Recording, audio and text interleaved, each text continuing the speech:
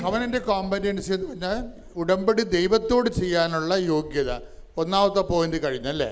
ഇനി രണ്ടാമത്തെ പോയിന്റ് ഉണ്ട്. ആദ്യത്തെ പോയിന്റ് എന്താണ്? അനുദപിക്കുക, വിശ്വസിക്കുക. ഇനി നമ്മളെ യോഗ്യമാക്കുന്ന ഒരു ഉത്തമ ഉടമ്പടി പങ്കാളിയായി മാറ്റുന്ന രണ്ടാമത്തെ പോയിന്റ് എന്താണെന്ന് അറിയാവോ? അവൻ പറയണത് പോലെ ചെയ്യുക. അതാണ് അതിൻ്റെ മർമ്മം എന്ന് പറഞ്ഞാൽ അവൻ പറയണവർ ചെയ്യുക. നമ്മൾ അതിൻ്റെ പേരിലാണ് ഞാൻ രോഗിയായിരുന്നു, നിങ്ങൾ എന്നെ സന്ദർശിച്ചു. കരുണയുള്ളവർ ഭാഗ്യവാന്മാർ, അവരുടെ മേൽ കാരുണ്യമുണ്ടാകും. അപ്പോഴങ്ങനെ ദൈവത്തിൻ്റെ കരുണയും അതുപോലെ തന്നെ ദൈവത്തിൻ്റെ വചനങ്ങളും, ഞാൻ പരദേശിയായിരുന്നു, നിങ്ങളെ സന്ദർശിച്ചു. ഞാൻ കാരാഗൃഹത്തിലായിരുന്നു, നിങ്ങളെന്നെ സന്ദർശിച്ചു. ഞാൻ രോഗിയായിരുന്നു, നിങ്ങളെന്നെ സന്ദർശിച്ചു.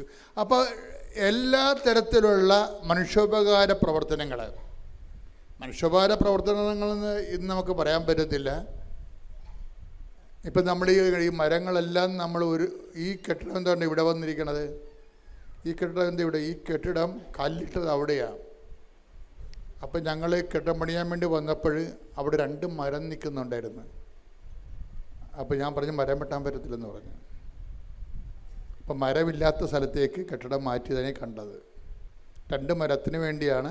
അല്ലെങ്കിൽ റോഡിൽ നിന്ന് നോക്കുമ്പോൾ ഭംഗിയായിട്ട് ഈ കെട്ടിടം കാണാൻ പറ്റും. പെട്ടെന്ന് നമ്മൾ ഭംഗിയായിട്ട് ആൾക്കാരെ കാണിക്കുകയല്ല പ്രശ്നം. ഇവിടെ ജീവജാലങ്ങൾ ഒരുമിച്ച് നമ്മൾ ജീവിക്കുമ്പോൾ നമ്മൾ പങ്കെടുക്കുന്ന ഒരു പൊതു പ്രകൃതിയുണ്ട്. അതിനകത്ത് വെള്ളമുണ്ട്, വായുവുണ്ട്, മരങ്ങളുണ്ട്. ഈ മുളയുടെ 2 കഷ്ണങ്ങൾ വെട്ടിയതിന് ഞാനിവിടെ വന്ന് കോൺട്രാക്ടറുമായിട്ട് ഒരു ദിവസം മുഴുവൻ പ്രശ്നം ഉണ്ടാക്കി. എന്നിട്ടും അവരത് വെട്ടി. കാര്യം അതിൻ്റെ അകത്ത് മുള കാറ്റത്ത് ആടിക്കൊണ്ട് നമ്മുടെ പല അലുമിനിയം ഷീറ്റുകളെ തെറിപ്പിച്ച് കളഞ്ഞു. പക്ഷേ ഇത് പ്രകൃതിയെ സംരക്ഷിക്കുക എന്നുള്ളതും നമ്മുടെ സുവിശേഷ വിഹിതമായ ഒരു സാക്ഷ്യമാണത്. കാര്യം നമുക്ക് വെറുതെ ഇങ്ങനെ സർവൈവ് ചെയ്യാൻ പറ്റത്തില്ല. ഞാനൊരു ഗൾഫ് രാജ്യങ്ങളിൽ സുവിശേഷ വേലയ്ക്ക് പോയപ്പോൾ ഞാൻ ഒരു 10-100 കിലോമീറ്റർ ഈ എണ്ണപ്പാടത്തിലൂടെ പോയി. അപ്പം ഞാനവിടെ ദൈവമേ കേരളം എന്ത് മനോഹരമാണെന്ന്. ഖത്തറിൽ ചെന്നപ്പോൾ അത് വേറൊരു രാജ്യമാണ്. ഖത്തറിൻ്റെ വിമാനത്താവളത്തിനകത്ത് അവർ വനം വെച്ച് പിടിപ്പിക്കുകയാണ്. വിമാനത്താവളത്തിനകത്ത് അതെന്ത് കോടികൾ മുടക്കിയാണ് ആ മരങ്ങൾ വെച്ച് പിടിപ്പിക്കുന്നത്. ഒരു പച്ചപ്പില്ലാത്തതിന് എന്തുമാത്രം വിഷമിക്കണമെന്നാണ്. അപ്പം നമുക്ക് ഉള്ള സാഹചര്യങ്ങളെ ഉപയോഗിക്കുന്നത് ഈ മനുഷ്യൻ മാനസാന്തരപ്പെടുന്ന മാത്രമല്ല, മാനസാന്തരത്തിൻ്റെ ഒരു ഇക്കോളജിയുമായിട്ട് കുറേ ബന്ധമുള്ള കാര്യങ്ങളാണ്. പക്ഷേ എല്ലാ ജീവജാലങ്ങളും വളരാനും പുലരാനും അനുവദിക്കുന്നു. നമുക്ക് ദോഷമുണ്ടാകുന്ന ജീവജാലങ്ങളെക്കുറിച്ചല്ല. ഇപ്പോൾ പാമ്പിനൊക്കെ കുറഞ്ഞ് വീട്ടിൽ കയറ്റി വെക്കുന്ന ചിലപ്പോൾ അത് കൊത്തി ചത്തുപോകും നമ്മൾ. അതിനൊക്കെ നമുക്ക് കർത്താവ് പറഞ്ഞിട്ടുണ്ട്, നിങ്ങളെ വിവേകമുള്ളവരായിരിക്കണമെന്ന്, സർപ്പങ്ങളെപ്പോലെ വിവേകമുള്ളവരായിരിക്കണമെന്ന്. വിവേകം കാണിക്കേണ്ടി വരും ആ കാര്യത്തിൽ. അപ്പം പ്രകൃതി സ്നേഹം കാരണം വിവേകം പോകരുത്. അതൊരു പ്രാക്ടിക്കൽ പ്രൂഡൻസാണ് അതിൻ്റെ പശ്ചാത്തലം. അപ്പം ഞാൻ പറഞ്ഞു വരുന്നതിൻ്റെ കാരണം, അവൻ പറയണത് പോലെ ചെയ്തു വരുമ്പോഴേ സ്വാഭാവികമായിട്ട് മനുഷ്യൻ മാത്രമല്ല അവിടെ ആ ചെയ്യത്തിലുള്ളത്, പ്രകൃതിയും പരിസരങ്ങളും എല്ലാം അതിൻ്റെ അകത്തുണ്ട്. നമുക്ക് സ്വസ്ഥവും സമാധാനമായിട്ട് ജീവിക്കണമെങ്കിൽ ആലപ്പുഴ വരുമ്പോൾ നമുക്ക് ഉണ്ടാകുന്നൊരു പ്രശ്നം എന്താ? ഇവിടുത്തെ എയർ ഇത്തിരി കട്ടിയാണ്. പക്ഷേ ഇടുക്കി ചെന്ന് കഴിഞ്ഞാൽ ഞങ്ങൾ ഞാൻ പറഞ്ഞ ഇടയ്ക്ക് ഞാൻ കാട്ടിൽ പോകും. എന്തിനാണെന്ന് അറിയാം? നല്ല ഫ്രഷ് ഓക്സിജൻ കിട്ടാൻ വേണ്ടിയാണ്. ഒരു ദിവസം മുഴുവനും കാട്ടിലൂടെ ഞാനും സണ്ണിയും കൂടി വെറുതെ സഞ്ചരിച്ച് അങ്ങോട്ടും ഇങ്ങോട്ടും വെറുതെ കാറിൻ്റെ ഡോറ് തുറന്നിട്ട്. എന്ന് വെച്ച് കഴിഞ്ഞാൽ അതൊരു ട്രീറ്റ്മെൻറ്റാണ് ശരിക്കും പറഞ്ഞാൽ. അത് നമ്മൾ ദൈവം തന്ന ഏറ്റവും വലിയ നിധിയാണ് ഈ പ്രാണവായു എന്ന്. പ്രാണവായുവിൻ്റെ സാഹചര്യങ്ങൾ നമ്മുടെ ജീവിതത്തിൻ്റെ പരിസരങ്ങൾക്ക് ചുറ്റും നമ്മൾ ജനിപ്പിക്കണം. ഇതുപോലെ ഓക്സിജൻ കൊടുക്കുന്ന പേരാല് അത് മരിക്കാൻ പോയിട്ട് അതിനെ രാത്രി പൊക്കിയെടുത്ത് ചീഞ്ഞ ഭാഗം വെട്ടിയിട്ട് പിന്നെ സംരക്ഷിച്ച് വെച്ചിരിക്കുകയാണ്. അത് ഓക്സിജൻ കൊടുക്കുന്നതാണ്. എന്താ പ്രശ്നം വെച്ച് കഴിഞ്ഞാൽ, നമ്മളുടെ ജീവിതത്തിൽ നമ്മുടെ പരിസരങ്ങളും എല്ലാവർക്കും സൗഹൃദമായിട്ട് വളർന്നു വരുന്നതിന് വേണ്ടി നമ്മളെടുക്കുന്ന നിലപാടുകളും സുവിശേഷത്തിൻ്റെ ഒരു സാക്ഷീകരണത്തിൻ്റെ ഭാഗമാണ് എല്ലാം. ഇപ്പോൾ ഒരു കാഴ്ചപ്പാടാണ് നമുക്ക് കർത്താവ് നൽകിയിരിക്കുന്നത്. അതെല്ലാം ഉടമ്പടിയുടെ പരിധി വരുന്നതാണ്. അവൻ പറയണത് പോലെ ചെയ്യുക, പ്രാർത്ഥിക്കുക. കർത്താവായ ദൈവമേ, ദീനാനുകമ്പയോടുകൂടി മനുഷ്യനോട് പെരുമാറുമ്പോൾ തന്നെ സർവ്വജീവജാലങ്ങളോടും പ്രകൃതിയോടും ശുദ്ധമായ വെള്ളവും ശുദ്ധമായ വായു ഇവിടെ സംരക്ഷിക്കപ്പെടാൻ വേണ്ടി ദൈവമേ, അവൻ പറയണത് പോലെ ഞാൻ രോഗിയായിരുന്നു, നിങ്ങൾ എന്നെ സന്ദർശിച്ചു. പ്രകൃതിയും പരിസരവും രോഗാതുരമാകുമ്പോൾ മനുഷ്യരാശിക്ക് വേണ്ടി ദൈവത്തിന്റെ സൃഷ്ടിയെ സംരക്ഷിക്കാനുള്ള വിശേഷവിഹിതമായ പ്രതിബദ്ധതയാൽ എന്നെ അഭിഷേകം ചെയ്യണമേ.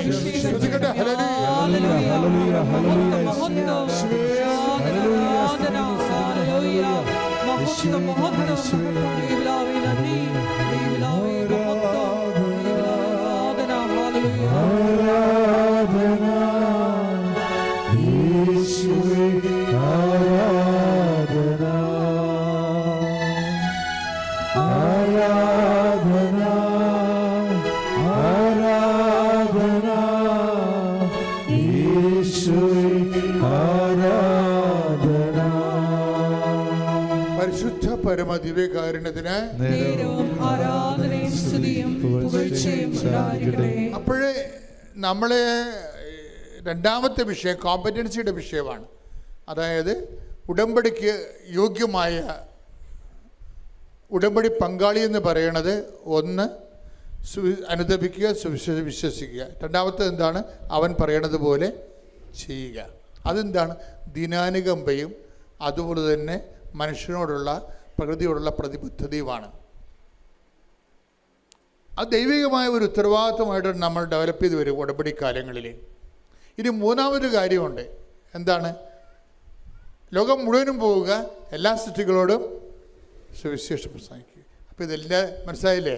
അതാണ് നമ്മൾ 28 പത്രം കൃപാസനത്തിനുള്ള വിവിധ ഭാഷകളിൽ. ഇനിയും നിങ്ങൾ പ്രാർത്ഥിക്കണം. കൃപാസനത്തിന് എല്ലാ തരത്തിലുള്ള ഭാഷകൾ. പപ്പുവ ഗിനിയിലെ കുറച്ച് ആൾക്കാരോട് താമസിക്കുന്നുണ്ട്. ഞാൻ ചില സമയത്ത് ഓർക്കും, അവിടെ നിന്ന് ആരെങ്കിലും വന്നിരുന്നെങ്കിൽ അവിടെ കുറച്ച് ആൾക്കാരേ ഉള്ളൂ, എങ്കിലും അവർക്ക് വേണ്ടി ഒരു പത്രം ഇറക്കാമെന്ന്. അതെന്താ കാര്യം? കർത്താവിനെ അറിയാത്തവരെ അറിയിക്കണം. നിങ്ങളിപ്പോൾ കൃപാസന മാതാവിനെ പ്രൊമോട്ട് ചെയ്യുമ്പോൾ മാതാവിനെ ഒരു കൊമേഴ്സ്യൽ ഐക്കനായിട്ടല്ല പ്രൊമോട്ട് ചെയ്യേണ്ടത്, മറിച്ച് ക്രിസ്തുവിലേക്ക് എത്തിച്ചേരാൻ പറ്റുന്ന ഒരു പാലമായിട്ട് വേണം നിങ്ങൾ പ്രൊമോട്ട് ചെയ്യാൻ. മനസ്സിലായില്ലേ? ഞങ്ങളൊക്കെ അങ്ങനെ പ്രൊമോട്ട് ചെയ്യണത്. ആദ്യമായി തന്നെ ഈശോയ്ക്കും മാതാവിനും സ്തുതിയായിരിക്കട്ടെ. ഞാൻ കഴിഞ്ഞ 2023 ഞാൻ കാസർഗോഡ് ഡിസ്ട്രിക്റ്റിൽ നിന്നാണ് വരുന്നത്. ഉടമ്പടി എടുത്തത് 28/3/2023 എടുത്തത്.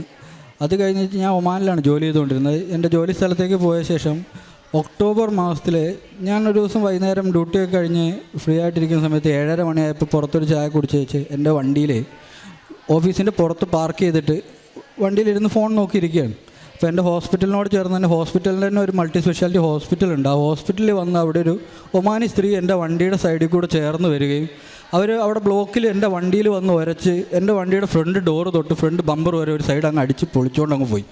ഞാൻ ഇവരെ ഹോൺ അടിക്കുന്നുണ്ട്, ഹെഡ്ലൈറ്റ് പാസ് ചെയ്ത് കാണിക്കുന്നുണ്ട്, ഇവർ നോക്കുന്നേയില്ല. ഞാൻ എൻ്റെ ഗ്ലാസ് താത്തിയിട്ട് അവരുടെ വണ്ടിയിൽ 2 പ്രാവശ്യം കൈവച്ചും തട്ടി അവരെ വിളിച്ചു.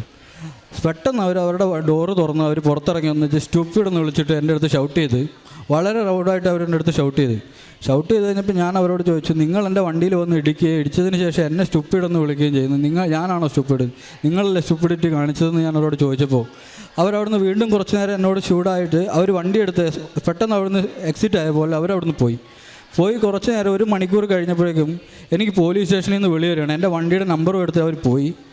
എനിക്ക് പോലീസ് സ്റ്റേഷനിൽ നിന്ന് വിളി വരികയാണ്, നിങ്ങളുടെ പേരിൽ ഒരു കേസ് രജിസ്റ്റർ ചെയ്തിട്ടുണ്ട്, കേസ് രജിസ്റ്റർ ചെയ്തിട്ടുണ്ടെന്ന് പറഞ്ഞിട്ടാണ് വിളിക്കുന്നത്. പ്രതിയായ ഞാൻ അവിടെ ചെല്ലുക പോലും ചെയ്തിട്ടില്ല. അതിനു മുമ്പേ കേസ് രജിസ്റ്റർ ചെയ്തിട്ടുണ്ട്, കേസ് നമ്പർ ഇട്ടു, നിങ്ങൾ വരണമെന്ന് പറഞ്ഞിട്ട്. ഇത് നിങ്ങൾ എത്തിയിട്ടില്ലെങ്കിൽ ഇന്ന് രാത്രി തന്നെ നിങ്ങളുടെ അടുത്ത് പോലീസ് വരുമെന്ന് പറഞ്ഞ് ഞാൻ അവിടെ ചെല്ലാമെന്ന് പറഞ്ഞു. ഒരു 10-15 മിനിറ്റിനുള്ളിൽ ഞാൻ അവിടത്തേക്ക് ചെല്ലുകയും ചെയ്തു. എൻ്റെ അടുത്ത് തന്നെയാണ് പോലീസ് സ്റ്റേഷൻ. അതിനു മുമ്പ് ഞാൻ എൻ്റെ ഓഫീസിൽ വിളിച്ച് ഈ കാര്യം പറഞ്ഞപ്പോൾ അവർ എൻ്റെ ഓഫീസിൽ നിന്ന് വൈകുന്നേരം ആയപ്പോഴേക്കും PROs ആയിട്ടുള്ള എല്ലാ ഒമാനീസും പോയിട്ടുണ്ടായിരുന്നു. ആരും തന്നെ ഇല്ല എൻ്റെ കൂടെ വരാൻ വേണ്ടി. ഞാൻ തന്നെ എൻ്റെ റൂംമേറ്റുമായിട്ട് ഞാൻ അവിടേക്ക് പോയി. അവിടെ ചെന്നപ്പോൾ ഇവർ ചെന്ന വാട തന്നെ ഒരു 10-15 മിനിറ്റ് എൻ്റെ കയ്യിൽ ഫോണും കാര്യങ്ങളൊക്കെ ഉണ്ടായിരുന്നു. അത്രയും സമയം എനിക്ക് ഇവരുടെ അടുത്ത് സംസാരിച്ച ശേഷം എനിക്ക് എൻ്റെ ഓഫീസിലേക്ക് വിളിച്ചിട്ട് എന്താ ഇവിടെ നടക്കുന്നതെന്ന് പറയാൻ എൻ്റെ ഓഫീസിലൊന്ന് വിളിച്ച് പറയാൻ പറ്റും. അവരെന്നോട് ഞാൻ ചെന്ന വാട പറഞ്ഞു, നീ ഞായറാഴ്ച വരെ നീ ലോക്കപ്പിലാണ്, ബുധനാഴ്ച വൈകുന്നേരമാണ് ഈ സംഭവം നടക്കുന്നത്, നിന്നെ ഞായറാഴ്ച നിനക്കിനി ഇവിടുന്ന് ജയിലിൽ നിന്ന്, ലോക്കപ്പിലല്ല ജയിലിലാണ്. സാധാരണ നമ്മളൊരു സിനിമയിൽ കാണുന്ന പോലെ പോലീസ് സ്റ്റേഷനിലകത്ത് കാണുന്ന സിംഗിൾ സെല്ലിനകത്തുള്ള ജയിൽ, ലോക്കപ്പല്ല ജയിലിനകത്താണ് ഞായറാഴ്ച വരെ. പിന്നെയാണ് അറിയുന്നത് ഈ ലേഡിയും അവരവിടുത്തെ ഒരു ഹയർ ആയിട്ടുള്ളൊരു ഫാമിലിയിൽപ്പെട്ടൊരു ഷെയ്ഖ് ഫാമിലിയിൽപ്പെട്ട ഒരു ലേഡിയാണ്. അവരും അവരുടെ ഫാദറും പഴയ അവിടുത്തെ എന്തോ ഒരു ഹയർ ആയിട്ടുള്ള ഗവൺമെൻറ് ജോലിക്കാരനുമാണ് അയാൾ. ഫാദറും കൂടെ വന്ന് ഞാൻ അവിടെ ചെല്ലുന്നതിന് മുമ്പ് തന്നെ എൻ്റെ പേരിൽ കേസും രജിസ്റ്റർ ചെയ്തു. എനിക്ക് പെട്ടെന്ന് അവരവിടുത്തെ പോലീസുകാരുമായിട്ട് സംസാരിച്ച് ഈ 4 ദിവസം ജയിലിലിട്ടതിന് ശേഷം മാത്രം ഇവനെ പുറത്തിറക്കിയാൽ മതി എന്ന് പറഞ്ഞേച്ച് അവർ പറഞ്ഞു പോയി. ഞാൻ ചെല്ലുമ്പോൾ ഈ 10-15 മിനിറ്റ് കൊണ്ട് എനിക്ക് സംസാരിക്കാൻ ഇവരിവിടെ പറഞ്ഞ കാര്യങ്ങളല്ലാതെ പിന്നെ ഞാൻ പറയുന്നൊന്നും കേൾക്കാനോ ഒന്നിനും തയ്യാറായിട്ടുണ്ടായിരുന്നില്ല. എൻ്റെ കമ്പനിയിൽ ഞാൻ വിളിച്ച് പറഞ്ഞിരുന്നു ഇങ്ങനെയൊക്കെയാണ് സംഭവങ്ങൾ. PROs ഒക്കെ പോയി എന്നാണ് പറഞ്ഞത്. ഇവരെൻ്റെ അടുത്തുനിന്ന് ഫോണ്, വാലറ്റ്, ഞാൻ ഉടമ്പടി എടുത്തിരുന്ന എൻ്റെ കാശ് രൂപ എൻ്റെ മാലയിൽ ഞാൻ ലോക്കറ്റായിട്ട് ഇട്ടിരുന്നു. അതും എല്ലാം അവരെൻ്റെ അടുത്തുനിന്ന് മേടിച്ചു. നമ്മുടെ പാൻറ്റിൻ്റെ ബെൽറ്റ് അടക്കം അവരെൻ്റെ അടുത്തുനിന്ന് അഴിച്ച് മേടിച്ച് എന്നെ അവർ ലോക്കപ്പിലേക്ക് വിട്ടു. പിന്നെ എനിക്ക് ആരോടൊന്നും സംസാരിക്കാനില്ല, എൻ്റെ കയ്യിൽ ഫോണില്ല, ഒന്നുമില്ല. ലോക്കപ്പിൽ പോയപ്പോൾ അതുവരെ എനിക്ക് വേണ്ടി സംസാരിക്കാൻ വേണ്ടി ആരുമില്ല. എൻ്റെ കൂടെ വന്ന എൻ്റെ റൂംമേറ്റ് പുറത്ത് പോലീസ് സ്റ്റേഷൻ്റെ പുറത്ത് ഇപ്പോഴേ ഉള്ളൂ. ഞാൻ ആരും എൻ്റെ കൂടെ എനിക്ക് സഹായിക്കാൻ ആരും വരില്ല എന്ന് കരുതിയിട്ട് ഞാൻ ലോക്കപ്പിനകത്തേക്ക് പോയി. അവിടെ ചെന്ന് എൻ്റെ കയ്യിൽ കാശ് രൂപയില്ല, ഒന്നുമില്ല. ഞാൻ അവിടെ ഇരുന്ന് വിശ്വാസ പ്രമാണം മാത്രമേ ഉള്ളൂ. ഞാൻ പറഞ്ഞു എനിക്കിവിടെ കിടക്കേണ്ടതായിട്ടുള്ളൊരു തെറ്റ് ഞാൻ ചെയ്തിട്ടില്ല, എന്നെ ഇവിടുന്ന് 4 ദിവസം എന്നെ ഇവിടെ കിടത്തരുത്, ഇന്ന് രാത്രി തന്നെ എനിക്ക് ഇവിടുന്ന് പുറത്തിറങ്ങാൻ പറ്റണം. എൻ്റെ കമ്പനി എന്നോട് പറഞ്ഞത് ഞങ്ങൾക്കിപ്പോൾ ഒന്നും ചെയ്യാൻ പറ്റില്ല, ഇനി ഞായറാഴ്ച മാത്രമേ ചെയ്യാൻ പറ്റുള്ളൂ എന്നാണ് പറഞ്ഞത്. ഞാൻ അവിടെ ഇരുന്നിട്ട് ഒരു 3 മണിക്കൂർ ഇവർ എന്നെ പോലീസ് സ്റ്റേഷനകത്ത് വെറുതെ ഇരുത്തിയിരുന്നു. ഞാൻ പറയുന്ന കാര്യങ്ങളൊന്നും കേൾക്കാതെ വരുന്നതും പോകുന്നതുമായിട്ടുള്ള അറബി പോലീസുമാരെല്ലാം ചെറിയവർ തൊട്ട് ഹയർ പോസ്റ്റിലിരിക്കുന്നവർ വരെ വന്ന് എന്നെ അടുത്ത് ഷൗട്ട് ചെയ്ത് പോയിരുന്നു. ഞാൻ പറയുന്ന ഒരു കാര്യങ്ങൾ പോലും അവർ കേൾക്കാൻ റെഡിയായിരുന്നില്ല. 3 മണിക്കൂർ അവിടെ ഇരുത്തിയ ശേഷം എന്നെ അവിടെ ഒരു ജയിലിലേക്ക് കൊണ്ടുപോയി. ഒരു 3-4 ഡോറ് തുറന്ന് 4ാമത്തെ ഡോറാണ് മെയിൻ ഡോറിൻ്റെ തുറന്ന് എന്നെ അവിടെ ലോക്കപ്പിലിട്ടു, ജയിലിലിട്ടു. എനിക്ക് ആ 2 കരിമ്പടമൊക്കെ തന്നേച്ച് എന്നോട് പറഞ്ഞു, നീ ഇനി ഇവിടെ ഞായറാഴ്ച വരെ നീ ഇവിടെയാണ്. വളരെ പുച്ഛത്തോടെയാണ് അവരെന്നോട് സംസാരിക്കുന്നത്. ഞാനതവിടെ കൊണ്ടിട്ട് അവിടെ നിലത്തോട്ടിട്ട് ഞാൻ അവിടെ ഇരുന്നേച്ച് ഞങ്ങൾക്ക് വിശ്വാസ പ്രമാണം ചൊല്ലാൻ തുടങ്ങി. ഞാൻ പ്രത്യക്ഷപ്പെടുന്ന പ്രാർത്ഥന അതൊന്നും എനിക്ക് കാണാപ്പാട് അറിയത്തില്ലായിരുന്നു. വിശ്വാസ പ്രമാണം ഞാൻ ചൊല്ലിക്കൊണ്ടിരുന്നു. ഇന്നിവിടെ രാത്രി എനിക്ക് കിടക്കാൻ ഇടവരരുത്. ഞാനൊരു 1/4 മണിക്കൂർ വിശ്വാസ പ്രമാണം കണ്ടിന്യൂസ് ആയിട്ട് ചൊല്ലി. എത്ര എണ്ണം ചൊല്ലിയെന്നൊന്നും അറിയത്തില്ല.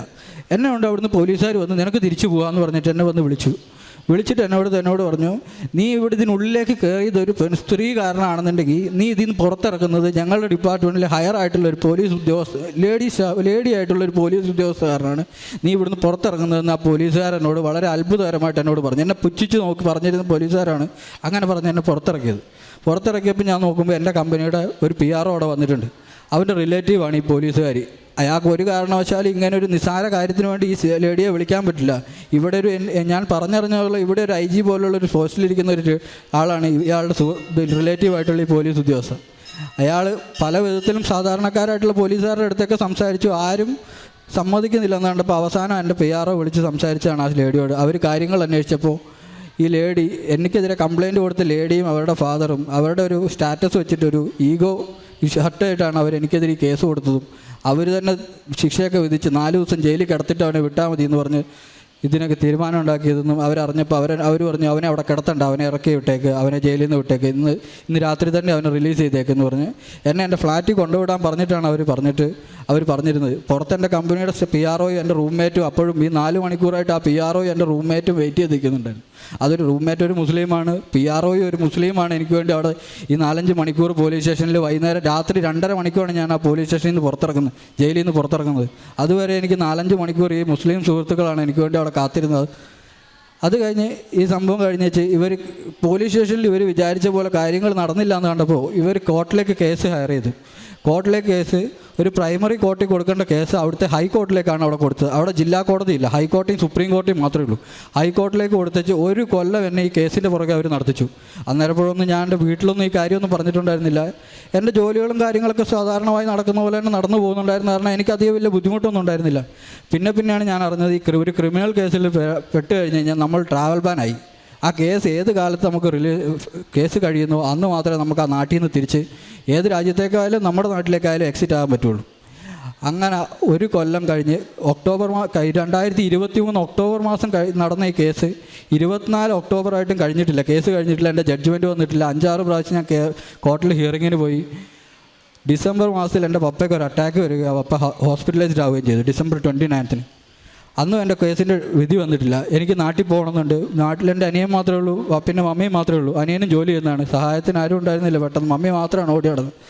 അപ്പോൾ നാട്ടിലെത്തണമല്ലോ എന്ന് ഓർത്ത് ഞാൻ ഈ കേസിന് പപ്പ ഇങ്ങനെ ഹോസ്പിറ്റലൈസ്ഡ് എന്ന് പറഞ്ഞപ്പോൾ ഞാൻ പറഞ്ഞു എനിക്ക് നാട്ടിലെൻ്റെ മമ്മിക്കൊന്നും സഹായത്തിന് ആരുമില്ല, എനിക്ക് നാട്ടിലേക്ക് എത്തണം പെട്ടെന്ന്. 29-ാം തീയതി പപ്പ ഹോസ്പിറ്റലിലാവുന്നു. 30-ാം തീയതി എൻ്റെ കേസിൻ്റെ ജഡ്ജ്മെൻറ്റ് വരുന്നു.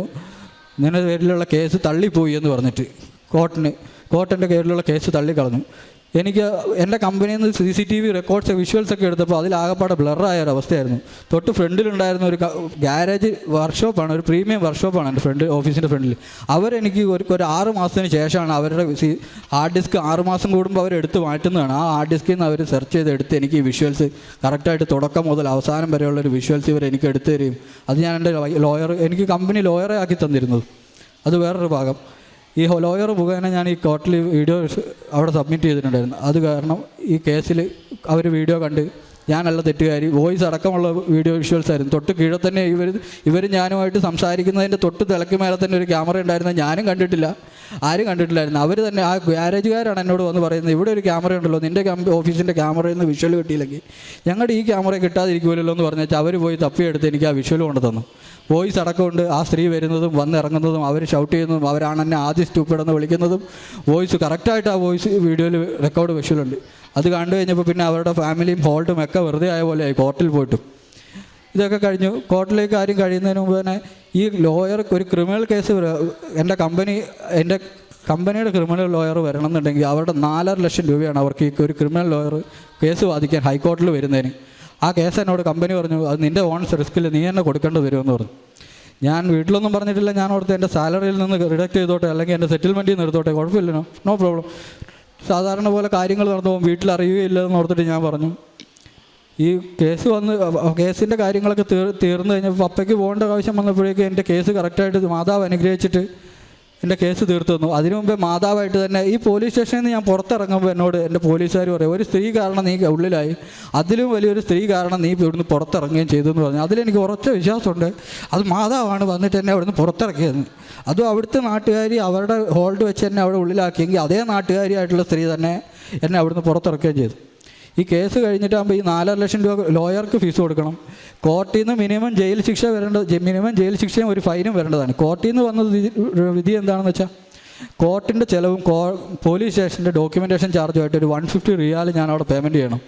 മിനിമം അവിടെ ഇങ്ങനെ ഒരു കേസിന് ഞാൻ പറഞ്ഞു കേട്ട് 2000-3000 റിയാൽ ഫൈനായിട്ട് മാത്രം അടയ്ക്കേണ്ടി വരും. അതുകൂടാതെ ഒരു 6 മാസമെങ്കിലും ജയിൽ ശിക്ഷ അനുഭവിക്കേണ്ടി വരുമെന്ന് പറഞ്ഞെടുത്ത് 150 റിയാൽ രണ്ടിൻ്റെയും എക്സ്പെൻസ് ആയിട്ട് അടച്ചാൽ മതി എന്ന് പറഞ്ഞ് തന്നെ അത് അടച്ച് എനിക്ക് എൻ്റെ പപ്പ ഹോസ്പിറ്റലായ എൻ്റെ പിറ്റേ ദിവസം എനിക്ക് നാട്ടിലെത്താൻ പറ്റി. അവിടെ ജഡ്ജ്മെൻറ്റ് വന്ന് ഫൈൻ അടച്ച് എനിക്ക് നാട്ടിലെത്താൻ പറ്റി.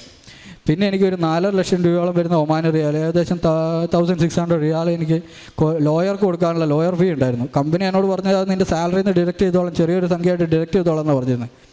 കുറച്ച് കാലം കഴിഞ്ഞ് ഞാൻ ഇടയ്ക്കിടയ്ക്ക് എൻ്റെ ഡയറക്ടറുമായിട്ട് നല്ല രീതിയിൽ പോയിരുന്നത് കാരണം ഡയറക്ടറോട് ഞാൻ ഇടയ്ക്കിടയ്ക്ക് ചോദിക്കുമായിരുന്നു സാർ എന്തെങ്കിലും ചെയ്യാൻ പറ്റുമോ. ഒന്നും ചെയ്യാൻ പറ്റില്ല എന്ന് പറഞ്ഞ ആൾ അടുത്ത റമദാൻ മാസം ആയപ്പോൾ ഞാൻ ആളോട് 1-2 പ്രാവശ്യം ചോദിച്ചു. റമദാൻ തീരാറായപ്പോഴും ആളോടൊന്ന് ചോദിച്ചു.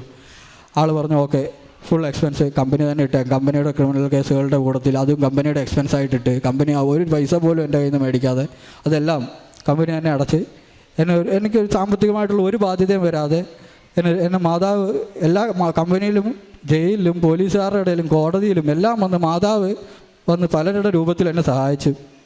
പിന്നെ ഇത് കഴിഞ്ഞേച്ച് കുറച്ച് മാസങ്ങൾ കഴിഞ്ഞു. ഞാനിവിടെ നാട്ടിലൊക്കെ വന്ന് പോയി കഴിഞ്ഞ് കുറച്ച് മാസങ്ങൾ കഴിഞ്ഞാണ് എൻ്റെ 2 സുഹൃത്തുക്കളും ഞാനും കൂടെ എനിക്ക് കമ്പനി തന്ന ഒരു കാറുണ്ടായിരുന്നു. അത്യാവശ്യം നല്ല കോസ്റ്റ്ലി ആയിട്ടുള്ള ഒരു 10-25 ലക്ഷം രൂപ വില ഇവിടെ വരുന്ന ഒരു വണ്ടിയാണ്, പുതിയ വണ്ടിയാണ്, 1 മാസം ആയതേ ഉണ്ടായിരുന്നുള്ളൂ.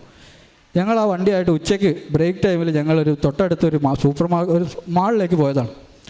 മാളിലേക്ക് പോയിട്ട് ഞങ്ങൾ തിരിച്ചു വരാൻ വേണ്ടി ഇറങ്ങുമ്പോൾ എൻ്റെ സുഹൃത്ത് എന്നോട് പറഞ്ഞു, ഞാൻ ഇനി വണ്ടി ഓടിച്ചോളാം എന്ന് പറഞ്ഞ് വണ്ടി എടുത്തു. ഹൈവേയിലേക്ക് കയറി ഒരു ക്രോസ് സിഗ്നലിൽ വന്ന് സംസാരിച്ചുകൊണ്ട് ഫ്രണ്ടിൽ സിഗ്നൽ നോക്കാതെ കയറി അങ്ങ് പോയി. എതിരെ വന്ന വണ്ടിയിൽ വിലങ്ങനെ ചെന്നങ്ങ് ഇടിച്ചങ്ങ് കയറി വണ്ടി. ഫ്രണ്ട് മൊത്തം ബാക്ക് വരെ ആകെപ്പാടെ പപ്പടം പോലെ അവസ്ഥയായി. എൻ്റെ ഫ്രണ്ടിലത്തെ എഞ്ചിനൊക്കെ ഇടിച്ച് പൊളിഞ്ഞ് ഞങ്ങളുടെ ഡാഷ്ബോർഡിനകത്തൂടെ ഉള്ളിൽ വന്ന് ഗിയർ ബോക്സ് ഒക്കെ പൊളിഞ്ഞ് 2 സീറ്റിൻ്റെ ഇടയിൽ കൂടെ ബാക്കിലേക്ക് പോയി. അത്ര വലിയൊരു അപകടമായിരുന്നു. 3 പേര് ഈ വണ്ടിയിലിരുന്നിട്ട് 3 പേരും വേറെ ഏതോ ഒരു വണ്ടിയിൽ ആക്സിഡൻറ്റ് നടന്ന പോലെ നമ്മൾ കാഴ്ചക്കാരിറങ്ങി നിൽക്കുന്ന പോലെ ഒരു പോറലോ ഇടിച്ചതിൻ്റെതായിട്ടുള്ള യാതൊരു ബുദ്ധിമുട്ടുകളോ തോന്നാതെ ഞങ്ങൾ പുറത്തിറങ്ങി നിന്നിട്ട് ഇത് നോക്കി നിൽക്കുക. ഞങ്ങൾക്ക് തന്നെയാണ് ഇത് സംഭവിച്ചത്.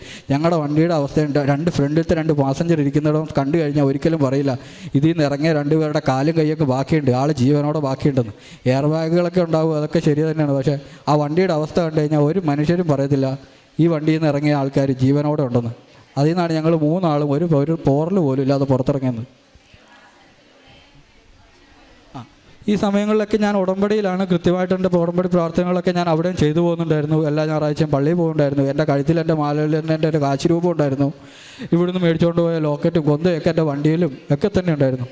ഈ കാശുരൂപമൊക്കെ എൻ്റെ കൂടെ ഉണ്ടായിരുന്നത് കൊണ്ടാണ് ആ പോലീസ് സ്റ്റേഷനിൽ അവർ മേടിച്ച് വെച്ചെങ്കിലും അത് ആ പോലീസ് സ്റ്റേഷനിൽ എൻ്റെ അമ്മയായിട്ട് അവിടെ എടുപ്പുണ്ടെന്നുള്ളതും ഈ വണ്ടി ആക്സിഡൻ്റ് ആകുമ്പോൾ എൻ്റെ നെഞ്ചിൽ ആ കാശുരൂപം എൻ്റെ മാലയോട് ചേർന്നുണ്ടെന്നുള്ളതൊക്കെ കൊണ്ടാണ് എനിക്ക് ഇതിൽ നിന്നൊക്കെ സുഖമായിട്ട് രക്ഷപ്പെടാൻ പറ്റിയതെന്നുള്ളത്, മാതാവ് സഹായിച്ച് എന്നെ രക്ഷപ്പെടുത്തിയതെന്ന് ഞാൻ ഉറച്ചു വിശ്വസിക്കും. അത് കഴിഞ്ഞ് അതുപോലുള്ള പിന്നെ അവിടെ നിസ്സാരമായ ചെറിയ കാര്യങ്ങളിലൊക്കെ മാതാവ് എന്നെ പ്രാർത്ഥനയിൽ സഹായിച്ചിട്ടുണ്ട്. പിന്നെ ഇപ്പോൾ ഞാനിവിടെ നാട്ടിൽ വന്നിട്ട് കഴിഞ്ഞ ദിവസം ഞാനൊരു ഹെവി ലൈസൻസിന് വേണ്ടിയിട്ട് അപ്ലൈ ചെയ്തിരുന്നു. പ്രത്യേകിച്ച് കാര്യമൊന്നുമില്ല, ഒരു താല്പര്യത്തിൻ്റെ പുറത്ത് അപ്ലൈ ചെയ്തതാണ്. അപ്പോൾ എനിക്ക് മാതാവിനോട് ഞാൻ എൻ്റെ കഴിഞ്ഞ ദിവസത്തെ അപ്ലൈ ചെയ്തിട്ട് കുറച്ച് ദിവസം കഴിഞ്ഞ് എൻ്റെ ഫസ്റ്റ് ടെസ്റ്റ് വന്നു. അന്നത്തെ രാവിലത്തെ ഡെയിലി ബ്രെഡിൽ ഞാൻ പറഞ്ഞു, മാതാവ് എനിക്ക് ഇന്നത്തെ എൻ്റെ ടെസ്റ്റാണ്, എൻ്റെ ഫസ്റ്റ് ട്രയലാണ്, എനിക്കിന്ന് മാതാവ് എനിക്ക് എൻ്റെ ഫസ്റ്റ് ട്രയൽ തന്നെ എനിക്കിതൊന്ന് പാസ്സാക്കി തരണമെന്ന് പറഞ്ഞ് ഞാൻ പ്രാർത്ഥിച്ചു പോയി. ടെസ്റ്റിൽ ഞാൻ അവിടെ മാതാവിനോടൊക്കെ പ്രാർത്ഥിച്ച് ഞാൻ ടെസ്റ്റ് ചെയ്തു. എനിക്ക് ഫസ്റ്റ് ട്രയൽ തന്നെ ഇവിടുത്തെ ഹെവി ലൈസൻസ് കിട്ടി. ഇവിടെ വണ്ടി ഓടിച്ചുകൊണ്ടിരിക്കുന്ന കുറച്ച് ആൾക്കാരുണ്ടായിരുന്നു അവിടെ വന്ന്, അവരൊക്കെ ഫെയിലായി. സങ്കടമുണ്ട്, എന്നാലും എന്നെ മാതാവ് എന്നെ ഫസ്റ്റ് ട്രയൽ തന്നെ ഇതിലും പാസ്സാക്കി തന്നു. പിന്നെ എൻ്റെ ഇതുപോലുള്ള ഒരുപാട് കാര്യങ്ങൾ ചെറിയതായിട്ടുള്ള ഒരുപാട് കാര്യങ്ങളിൽ മാതാവിനെ നിരന്തരം എൻ്റെ കൂടെയും എൻ്റെ കുടുംബത്തിൻ്റെ കൂടെ ഞങ്ങളെല്ലാവരും ഉടമ്പടിയിലാണ്. ഞങ്ങളെല്ലാവരുടെയും കൂടെ എല്ലാ കാര്യത്തിനും മാതാവ് തന്നെ ഞങ്ങളെ സഹായിക്കാറുണ്ട്. എല്ലാത്തിനും ഒരുപാട് നന്ദി. കാരുണ്യപ്രവർത്തികളായിട്ട് ഞങ്ങളിവിടെ അനാഥാലയങ്ങളിലും ഹോസ്പിറ്റലുകളിലൊക്കെ പോവുകയും പൈസയ്ക്ക് ബുദ്ധിമുട്ടുന്ന ആൾക്കാരെ കാണുമ്പോൾ വലിയ രീതിയിലൊന്നുമല്ല, ഞങ്ങളെക്കൊണ്ട് പറ്റുന്ന രീതിയിൽ ഞങ്ങൾ സാമ്പത്തികമായിട്ട് സഹായിക്കാറുണ്ട്. പിന്നെ ഈ വാട്സാപ്പ് ഗ്രൂപ്പുകളിലൊക്കെ ഒരുപാട് പേരുടെ സഹായത്തിന് വേണ്ടിയിട്ട് വരുന്നതിലൊക്കെ പൈസ ഇട്ട് കൊടുക്കാറുണ്ട്. പിന്നെ ഭക്ഷണം പലർക്കും റോഡ് സൈഡിലും ഹോസ്പിറ്റലിലൊക്കെ പലർക്കും ഭക്ഷണം പാഴ്സലായി മേടിച്ചുകൊണ്ട് കൊടുക്കുകയും വീട്ടിലുണ്ടാക്കി കൊടുക്കുകയൊക്കെ ചെയ്യാറുണ്ട്.